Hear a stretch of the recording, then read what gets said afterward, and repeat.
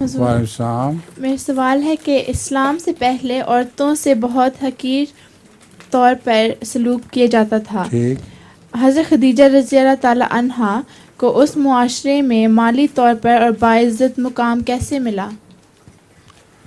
حضرت خدیجہ تو بڑے ہونے کے بعد بہت ہی خیرات وغیرہ کیا کرتی تھیں اور بہت امیر تاجر تھیں، اس لیے انہوں نے اپنا مقام بنایا۔ عرب معاشرے میں بڑی عورتوں سے نفرت نہیں ہوا کرتی تھی۔ بچیاں اگر پیدا ہو جائیں تو اس میں جھوٹی غیرت کا جوش خون جوش میں آ جاتا تھا، لیکن ماؤں سے تو نفرت نہیں کرتے تھے خاوند۔ حضرت خدیجہ تو بڑی تھیں، ان سے تو نفرت کا سوال ہی نہیں تھا، اور ان کی خوبیاں اتنی تھیں کہ وہ بہت ہی احترام کے ساتھ دیکھی جاتی تھیں۔